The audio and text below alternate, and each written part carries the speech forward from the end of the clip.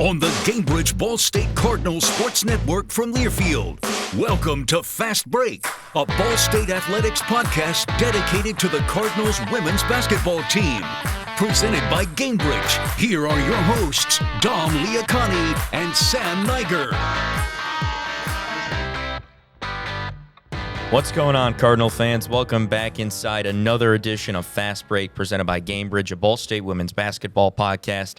It is episode number 4 as we are starting to wind down here on the non-conference season. I'm Dominic Liacani, once again joined by my partner, as always, in Mr. Sam Niger. Sam, pleasure to be back with you. How have things been in the last couple of weeks? Things have been great. Finals have been pretty smooth.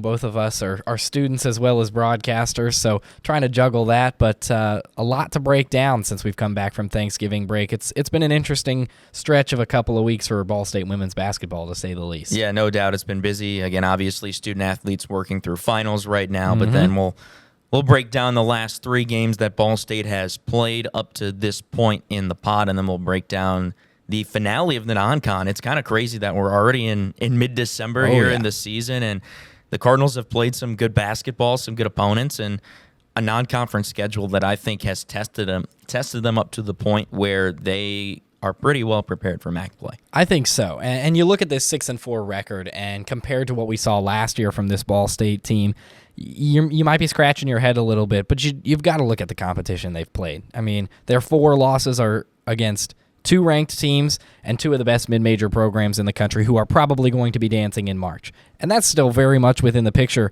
for Ball State once March rolls around as well, but they've beaten some good teams like Memphis, like Old Dominion, like Northern Iowa. Even Davidson was a really great win, which we'll get into in a minute, I know, but not panic time quite yet at 6-4. You're above 500. Some winnable games on the docket here over the next couple of weeks, and then it's MAC play, and we know how the Cards perform once we get to Mid-American Conference schedules. So it's going to be interesting, but I think Ball State very well prepared, very much up to the task. So on this episode, like we said, we'll break down the last 3 games Ball State has played. That's South Dakota State, Davidson, and Ohio State. We're recording this on Thursday, so a couple of days ago removed from that Ohio State game. And then we'll break down the rest of non-conference play. Northern Kentucky and Anderson on the horizon for the last 2 games for the Cardinals out of conference before MAC play starts on January 1st on New Year's Day. Pretty cool stuff down at Miami of Ohio. But Sam, let's jump right into it, and let's start with that tough loss against South Dakota State a couple of weeks back now. When you look at that loss, 63-55, I think 2 things really stuck out to me for the Jackrabbits. One, they couldn't really miss from 3. They were 11 for 22 from distance, and then you look at the second chance points that they had as well, and combined with the offensive rebounds, 11 second chance points for those Jackrabbits. It's not like Ball State could do anything about the 3-point shooting because they were defending the 3 well. It's just South Dakota State couldn't miss a shot. And, good teams make adjustments at halftime. South Dakota State was trailing by 6 points at halftime. Then they go on a 13-point swing at the start of the third quarter. They outscore the Cardinals 16-3 in quarter number 3. Anytime you're held to single digits in points in a quarter, you're going to be on your heels a little bit, and Ball State very much was heading into that fourth quarter. I think it shocked them how well South Dakota State adapted to what Ball State had thrown their way, and I don't think the Cardinals expected Katie Vasika, the freshman, to ball out in the way that she did. That was really the best performance we've seen from her on the season for the Jackrabbits. She didn't even start the game. She just came off the bench and had 17 points on 5 for 8 shooting, and she was 3 for 3 from three-point land. You talk about the success that South Dakota State had from beyond the arc. Really, Ball State, their numbers were a complete juxtaposition to that. 3 for 18 from beyond the arc. So the three-point shooting has certainly has slipped in losses as of late. The three-point shooting was not good against Ohio State either. I get it. That's a different level of opponent in the Buckeyes. The Cards were forced to chuck up some shots late in the shot clock, some forced threes where there weren't necessarily as many of those against South Dakota State.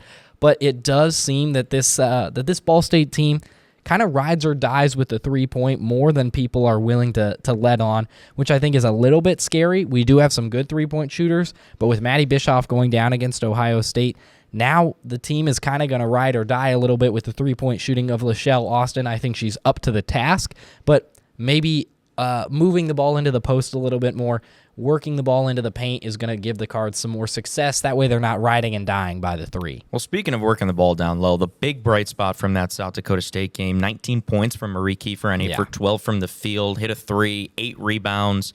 How about 5 steals, a new career high as well? She was doing it all, and I don't know about you, Sam, but watching her play this year, it has really felt she has taken that next step. Like, she's really put her foot on the gas and taken her game to another level. Well, I think Brady Sally communicated that with her in the offseason.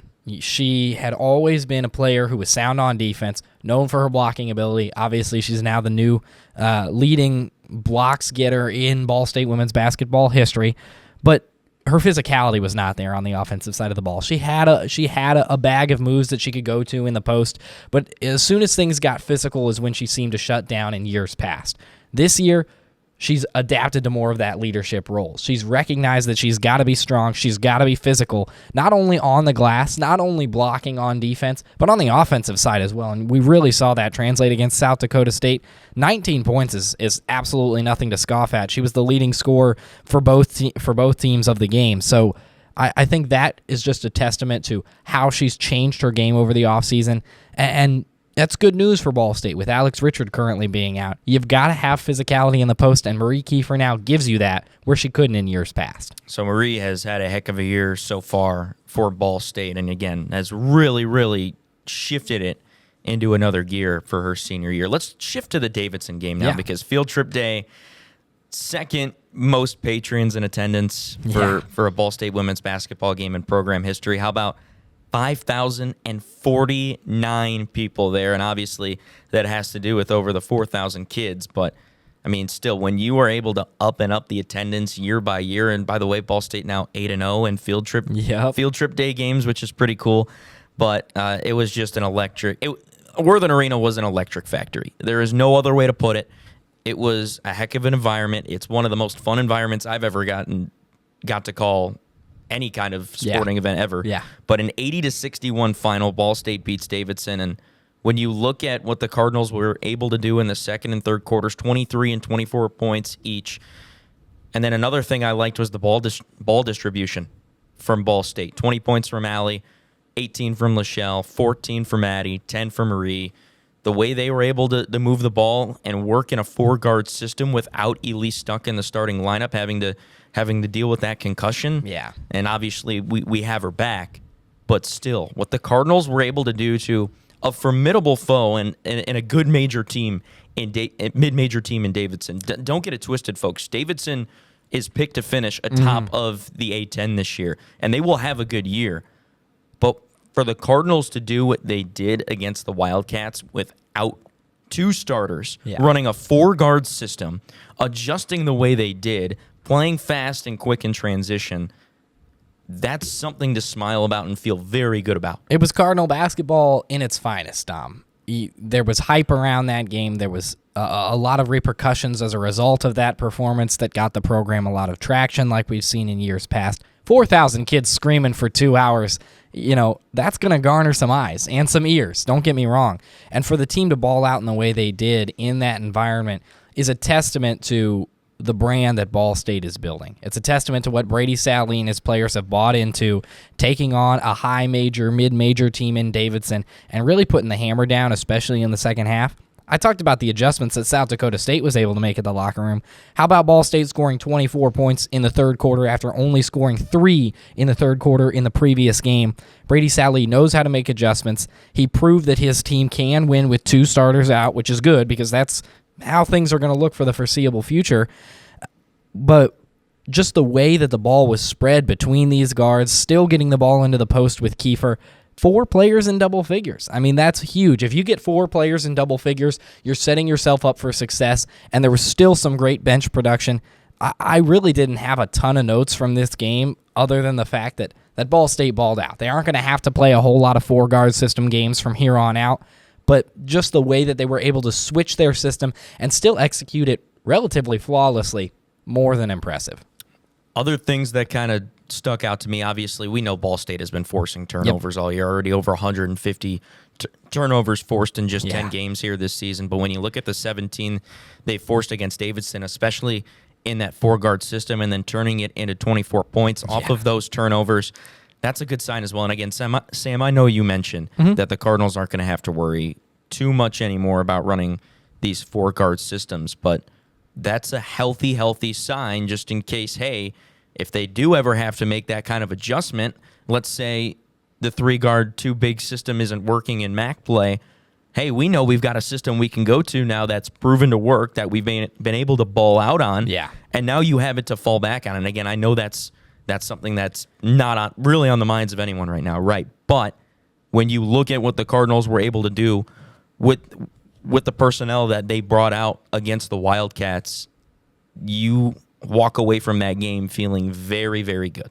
And I think that's just another tool that you can have in the toolbox when we get deeper into MAC play. I know this is looking ahead, but one of the criticisms of this team in years past is when they play a team a third time, which would be in the MAC tournament, is they play the same style. Their opponent is ready for them, and they're able to exploit the things that Ball State was able to execute well in the previous 2 meetings. If you have a tool in your toolbox like a 4-guard system to be able to break out, even for just a couple of minutes in the MAC tournament or even in the NCAA tournament, that's going to throw your opponents off. It's going to be something they're not going to expect, and it's going to allow a team with the talent of Ball State to be able to have just that little extra edge that might be the difference in maybe bringing home some hardware this year.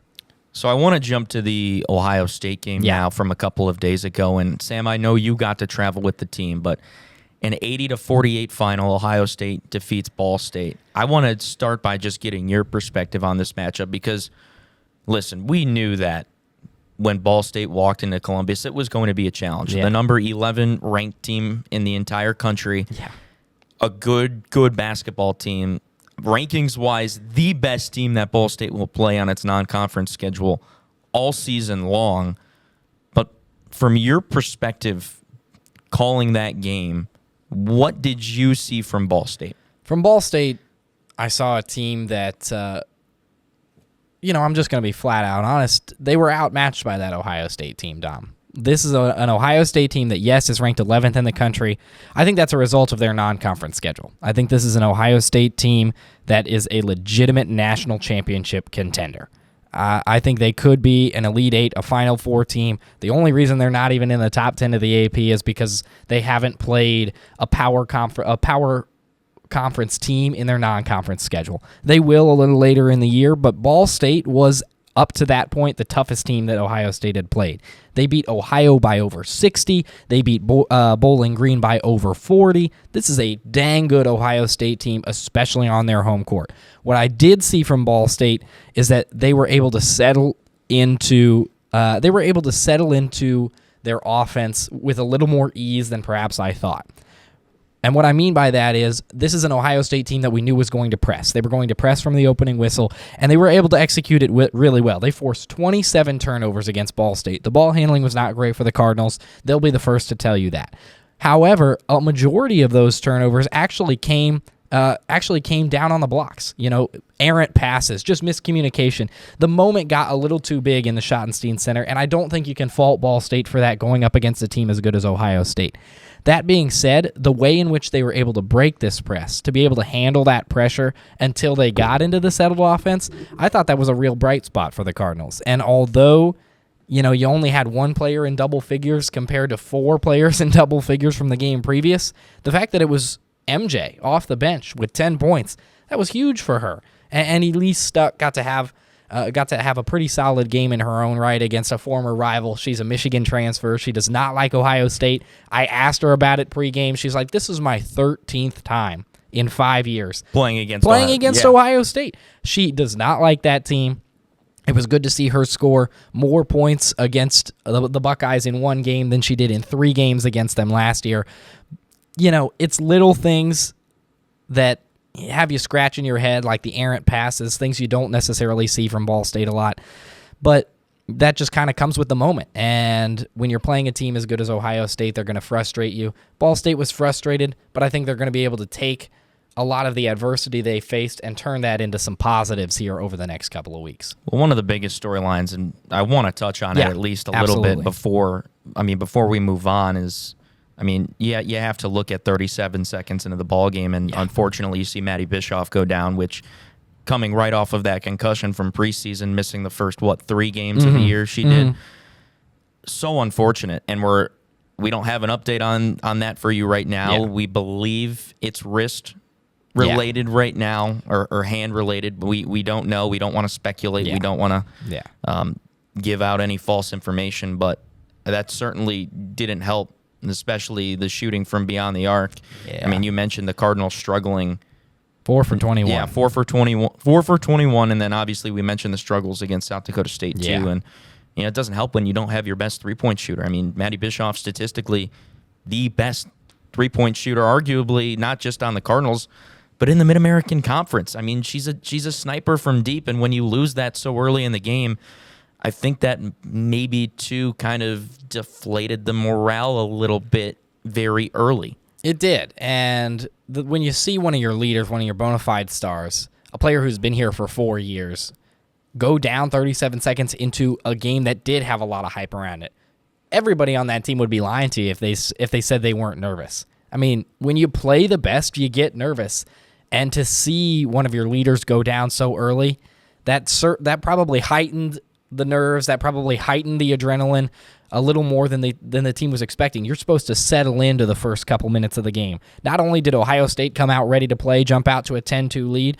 but when one of your best 3-point shooters goes down 37 seconds into the game, that's not helping your mental game either. I don't think that there's nothing that Ball State can learn from this, but I do think that this is a game where you just kind of have to say, okay, we checked the box of playing Ohio State. We did not play them as close as we wanted. We did not play them as close as we played North Carolina. You just got to move on. Be a Dory. Have some short-term memory loss on this one. Yeah, and the Cardinals still need to look at this and say we've played. I did the math. They've played 4 or 5 teams in the top 80 of the net. Yep. I think all but 1 or 2 have been inside or outside the. 1 or 2 have been outside the top 100 of the net as well. I mean, that's the type of competition that Ball State is playing in this non-conference schedule. This is not a cupcake non-conference schedule at all. Like, not to mention some MAC teams, but I will say there are some Mid-American Conference teams that have not challenged themselves like Ball State, but Ball State at the end of the day deserves to be challenged like this. Agreed. With the last 2 seasons that they've had, and this competition is going to be incredibly helpful in experience when you get into MAC play, especially with the competition that you're going to see from the MAC this year.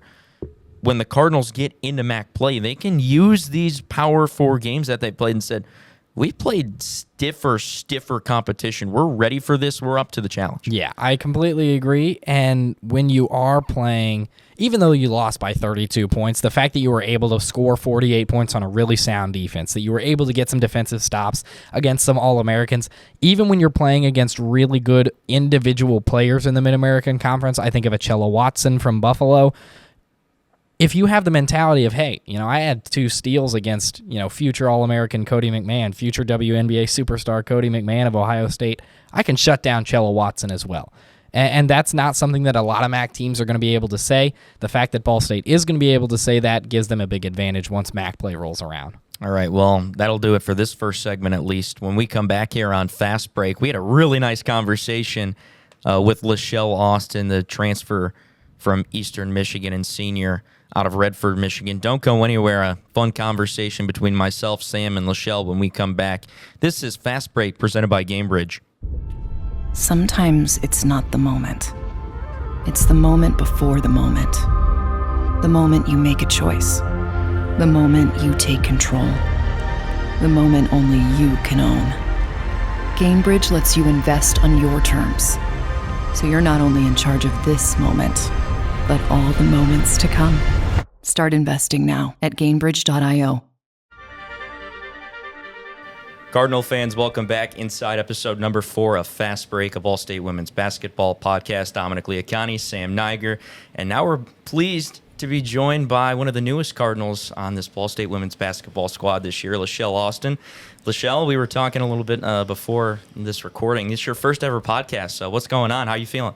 I ain't gonna lie, I'm nervous. You a little nervous? No, yeah. It'll be fun. We'll have fun. What's been going on? I know it's finals week. How busy have you been?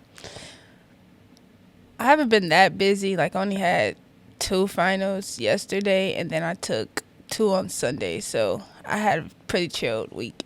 Okay, that's not terrible. What classes are you working on right now? Actually, I'm done. Okay, what classes on. did you have finals for then?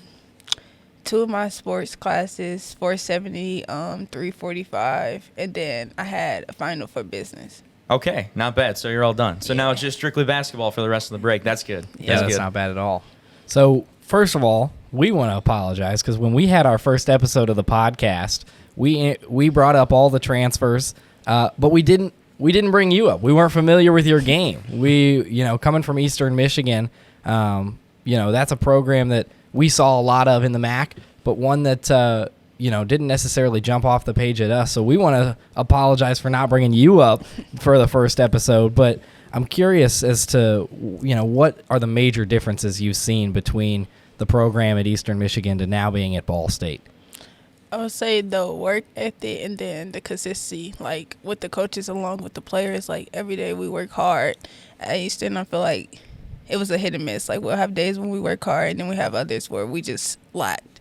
But at Ball State, like you can't do that. Like every day you have to go 100%. What was the process for you like when you get into the portal? Because that's the first time you've ever experienced a transfer portal, right? You started at Eastern Michigan. Walk us through that whole process of, okay, I'm in the portal now. I'm looking for a new home. Here comes Ball State. What's that whole journey like for you? No, it's stressful entering the portal. Like the first day that I entered, I had over at least 25 schools that contacted me, and I didn't know how to manage it all. So like I was answering every phone call, and it just became a lot of stress because I'm like, I never been in this situation. And for me going into the portal, I knew knowing that it's possibly my last year, I wanted to get it right.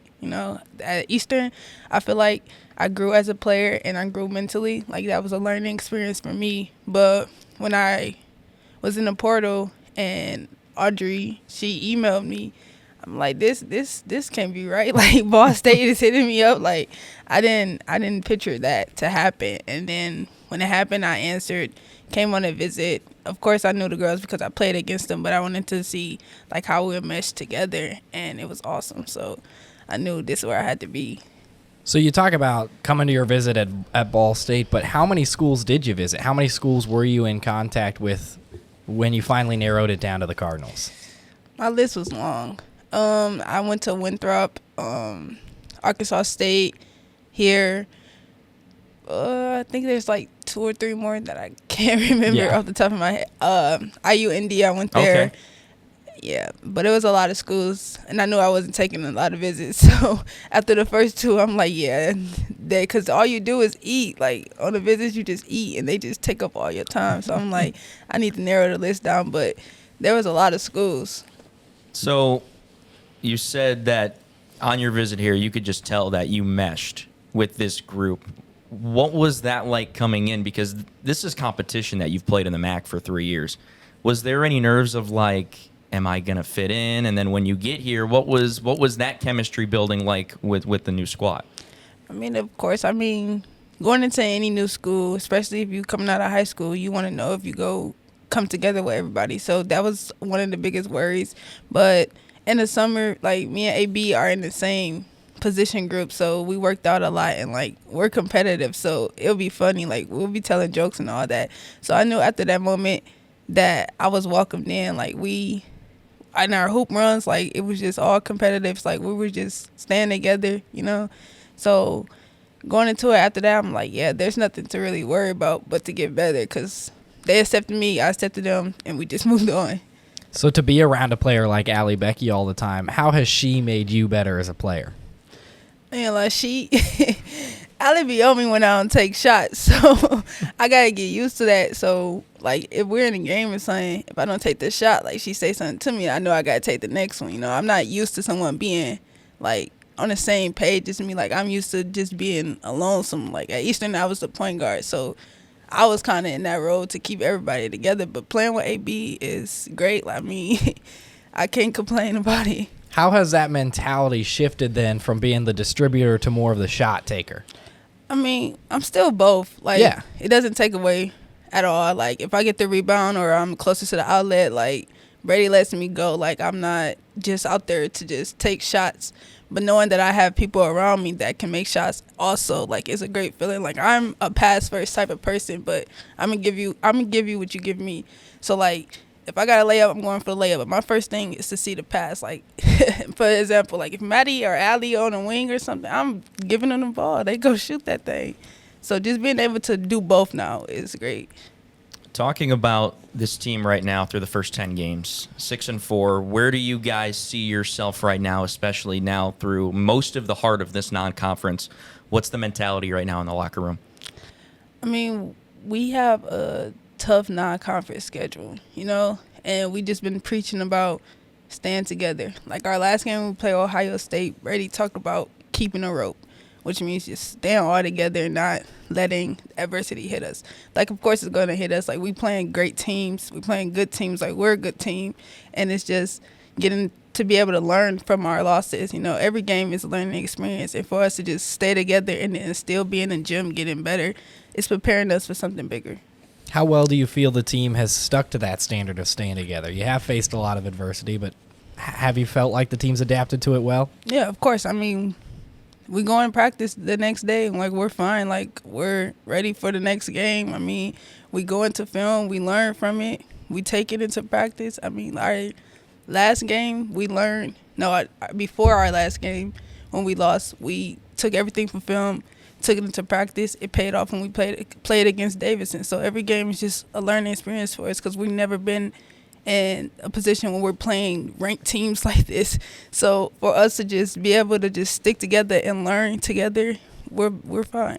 I know you've been able to play in some cool environments, but obviously getting to go to the Bahamas and then getting to go to play at a place like Ohio State, what is that experience like for you, especially playing in a mid-major program, right? Getting to see these bigger venues and playing on this stage for a team that deserves to play, as you guys do, to play at these venues. What is that like? I mean, the Bahamas was fine. Like, it was fun. Like, we went, we played. I mean, it was a great experience. With Ohio State, it was the same thing. I tell my teammates all the time, like, we all put our jerseys on the same. Like, it doesn't matter who you are. It's how you play and how you finish the game. Like, we can go and play UConn, but we still going to play the same because that's who we are and that's what we want. Like, we are a mid-major program, but we don't play like it, Like, we hold each other to a different standard. Like, even the coaches, they hold us to a different standard. It doesn't matter what school you are at. It's how you play with each other. And Dom kind of talked about these different venues that you've gotten to play at this year. I saw a post on Ball State women's basketball that Caroline put together. It was like the Ball State women's basketball Wrapped, modeled after Spotify Wrapped, and it said, "This year, Lachelle Austin finally enjoyed getting to play in Worthen Arena." What is it like getting to play in Worthen Arena now that you're in the Cardinal and White? Hey, it's fun, When we played Ball State when I was at Eastern, like, I never wanted to come here and play, or I didn't want them to come and play us because I already knew what it was going to be. But being able to be in that atmosphere, it's a great experience because at Eastern we didn't have a huge fan base. Like, it would literally be the people I knew because I was from Michigan. So being able to be around a great fan base, like, it's actually fun. Like, I be feeding off their energy. Like, if I do a good move, you hear a ooh, or it's just great. Like, being here is actually amazing. What was the adjustment like for you? Because you're a Michigan native, Yeah. Eastern Michigan in your home state, now coming to Muncie, Indiana, South. What was that adjustment like for you? How long did it take you to adjust to Muncie being your new home?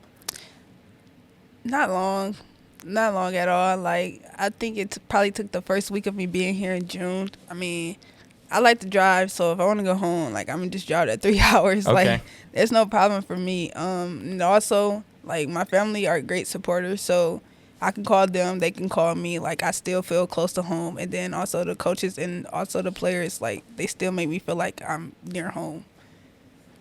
And now that you have moved to Muncie, you're part of the Cardinals.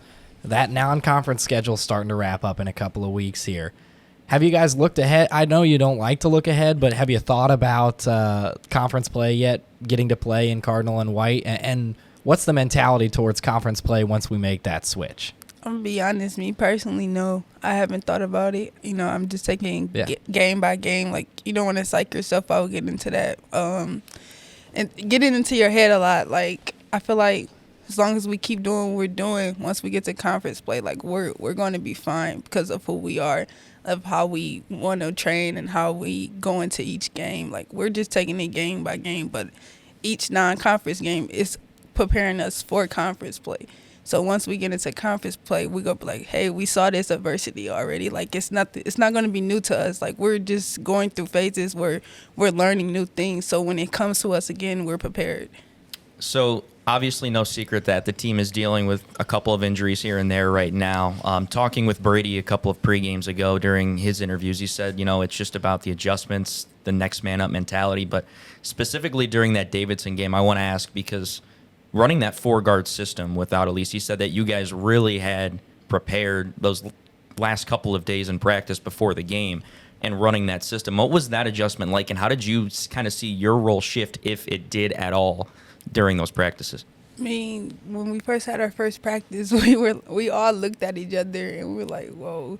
But, I mean, the way our offense is, like, you can go four-guard front. Like, you don't have to have two bigs out all the time. But it was just knowing, like, how we would run our lanes and stuff. But I don't feel like it was a problem for real. Like, once we got comfortable with running our offense with four guards, like, we're on the road. Like, it was fun, actually. And then my role didn't change at all. Like, I still did the same thing. I just ran the floor, got to some spots, you know. I didn't actually have to be in a four-guard position, but you will have to see, like, there will only be one person that can screen because another guard can't screen for another guard. So that was just another, like, oopsie. And then knowing that we had one post to throw it into.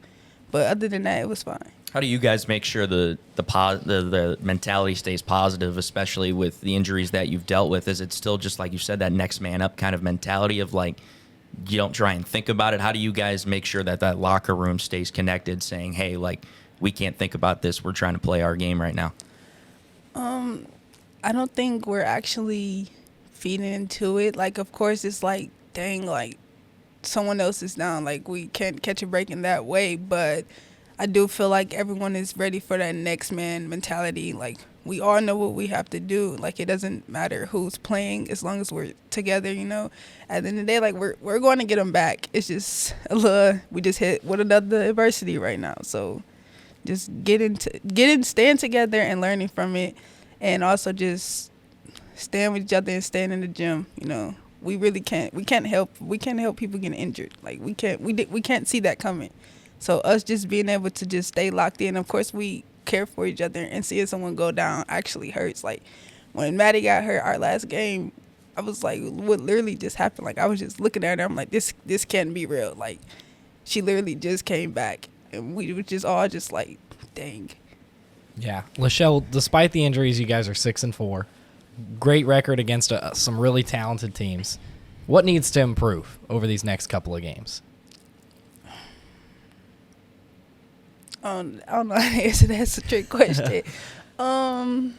Honestly, our improvements would just have to be within each other. Like, we can't control what's on the court. Like, at the end of the day, like, that's the coaches. Like, they're going to tell us what we have to improve on in that way. But as long as, like, we stay together and still believe in what we need to believe in, then we're fine. Like, of course, once we go into film and stuff, like, stuff is going to be fixed. And that's what we want. Like, we don't want to be the same team. Like, we want to grow every day. Yeah, on the contrary, then, what do you feel to this point in the season, like, has been ahead of schedule? What's gone really well that you guys maybe wanted to work on that you've seen come to fruition now? A few times we have talked about, like, our pressure on defense, and I feel like it has been picking up the last few games, especially, like, on the wings and, like, guarding the ball very well. We're forcing teams into turnovers. I feel like our defense is getting better each game. Yeah.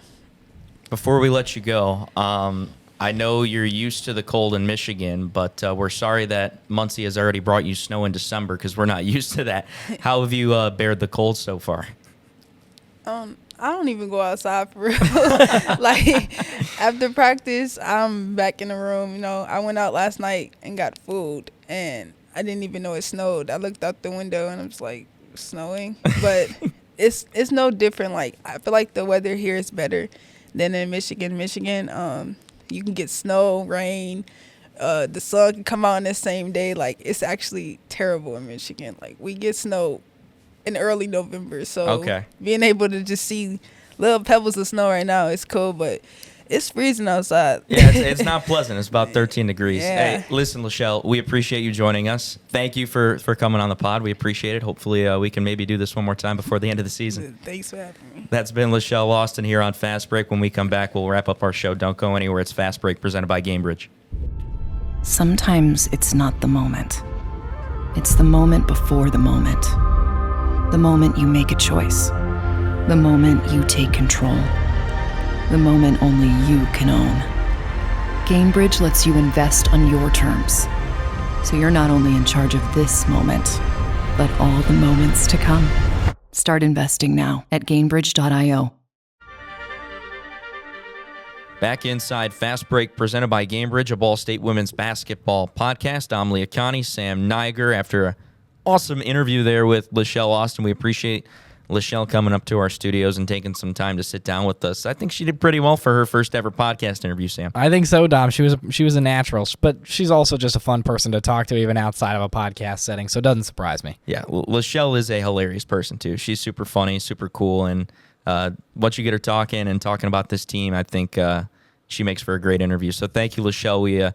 We appreciate you trekking up to the studio to talk with us. But Sam, before we wrap up the episode, I want to talk about these last couple of non-conference games that we'll have, or Ball State women's basketball will have, before we talk to our audience again before the new year. We've got Northern Kentucky coming up on the road on Sunday, December 15th, and then Community Night versus Anderson on Thursday, December 19th. But I want to start with that Northern Kentucky game, Sam, because there's a lot of storylines riding on this one, not just on the court, and we'll talk about Northern Kentucky, but obviously you've got two Kentucky homecomings, if you will. I mean, Brady Sally went to Thomas More, which is 9 minutes west, I want to say, of NKU's campus, and then also Marie Kiefer from Alexandria, which is literally in that territory. So she should have a good amount of family and friends attending that one, but when you look at that game and you see what Ball State and its competition level has been up to this point, and then you look at Northern Kentucky, and obviously Northern Kentucky has not had the start to the year that they want, but it's a new program under a new head coach and Jeff Hands, who is a legend at the NAIA and Division III level with Thomas More, ironically. One of the winningest head coaches all time at that level, the winningest head coach, and 3 national championships to his name. It's going to be an interesting contest and a good challenge for both teams. Ball State playing in a tough road environment at NKU, and then NKU obviously welcoming in that top mid-major talent. Yeah, this is going to be one of the top mid-major teams that they face on the year, but Northern Kentucky, one of those teams that they have challenged themselves in the non-conference. They played the 22nd ranked at the time Kentucky Wildcats. They've played teams like Toledo. They've played some solid mid-major competition. They actually beat the Marshall Thundering Herd. So this is a team that knows how to win, but they just haven't had success as of late. 6 straight losses. They're 2-8 right now. Picked to finish 7th in the Horizon League according to the preseason polls. I think this was a good schedule for Ball State after the Ohio State game. Yes, Ball State would have loved to have had a rah-rah upset against Ohio State, but here we sit now after a 32-point loss. You're going into a very winnable environment against Northern Kentucky. Yes, it's on the road. I don't expect on a Sunday at 3:30 for it to be just for the students and the fans there to just be up in arms to welcome Ball State.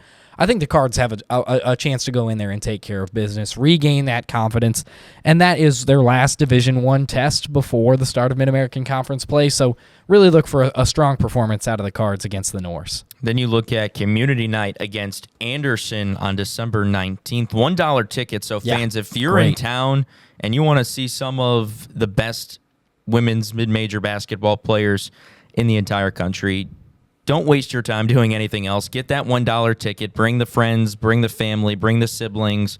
Call your brothers, call your sisters. I could do the whole Hawk Harrelson Get them thing. all here. I could do the whole Hawk Harrelson thing from Mark Burley's Perfect Game. But just bring out everyone, and they want to, this program wants to see a really, really healthy showing. I know it's over the holiday break, but still, if you are in the Muncie and Anderson community, because we've got Anderson coming in, come out to this one. But Sam, talking about Anderson quickly, what do you see from that Anderson squad? Well, they're a Division III team, Dom, so just on paper, that's a large discrepancy between Ball State and Anderson right off the jump. It's not a bad Anderson team at the Division III level. They're 5-4. They've already started conference play. They're 2-1 in the conference. They're riding a 3-game win streak right now. They have one game, as do the Cardinals, between now and when they meet up in Worthen Arena at Rose-Hulman, who is a really solid Division III team. Rose-Hulman actually has some national traction. They are not ranked in the Division III national poll right now, but they have a chance to be.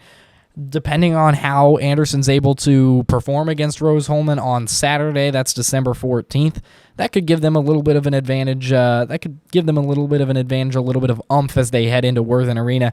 This is a team that, much like Ball State had the mentality going into Ohio State of you're just nervous to play on a level that on paper is just a tier above you. That's going to be what Anderson's like. That's going to be what their mentality is. They're not used to playing in places like Worthen Arena. They're not used to the crowd that they're going to see in Worthen Arena. And again, it gives Ball State an opportunity for a chance to go into the holiday break, go into Christmas, go into MAC play on a 2-game win streak. Well, you talk about that little break.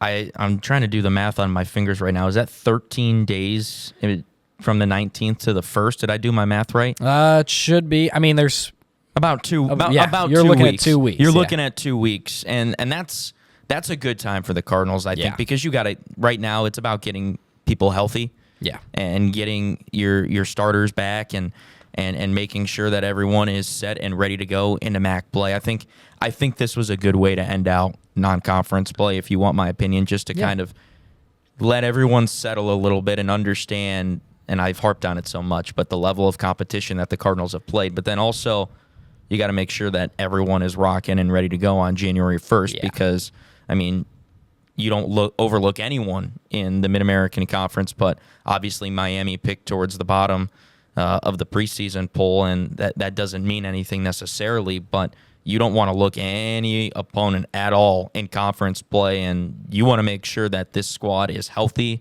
and ready to go when it travels down to Oxford. I like what you said, Dom, about the fact that, yes, you're giving this team approximately 2 weeks to get rested. You're more than likely going to still have a winning record heading into MAC play, barring anything crazy, especially against that Anderson team. But there is a little bit of concern. It's January 1st. The night before is, one of the party nights of the year, you know what I mean? Yes, this team is going to be traveling on the 31st into the 1st, so the team is going to be together, but you just have to wonder where the mentality is going to be, and that's for both sides. That's not just for Ball State. I think this team's well coached. I think they're disciplined. I think they're going to be ready to go, but the same can be said for Miami. They're at home. They aren't required to be together the night before in a hotel. So not that we know of, at least. Not that we know of. You're right. Not that we know of, but that in and of itself, after the break, it would worry any fan just a little bit. I'm less worried because of the personnel and because of the personalities that we have on this Ball State team, that they're going to be ready to go. They're going to be sharp on January 1st. But, there's a slight bit of concern just as a result of the schedule. I do think Ball State is going to have what it takes to give Miami a run for their money on the road. But all things considered, that's still so many weeks away. We've got a couple of games that Ball State's got to take care of before then, though. Well, before we wrap up the show, Sam, what do you see from this squad right now? A 6-4 start through 10 games, 2 winnable games in the non-con coming up. Potentially, I mean, you don't want to overlook any game, but you're looking at a potential winning record going into MAC play, an 8-4 record. Yeah. Potentially on the horizon. What do you see from the squad? I see a team that is a lot better than 6-4 right now. This is a team that's lost to 4 really quality, high-caliber teams. I've seen a team in Ball State that has lost to 4 tournament teams, and I think this Cardinals team has what it takes to be an NCAA tournament team themselves. There are programs, there are teams in the MAC that have better records than Ball State right now that are being rewarded for it. I think of a Buffalo that's undefeated right now, ranked 1 spot ahead of Ball State in the mid-major polls. You can argue whether or not that's warranted. to a certain degree, it's much like some of these college football teams that people are talking about right now. Records do speak for themselves, and the fact that Buffalo is undefeated should get them some traction on the national level. We'll see. I'm already kind of circling on my calendar January 11th when Ball State goes at Buffalo. That's going to be a huge game.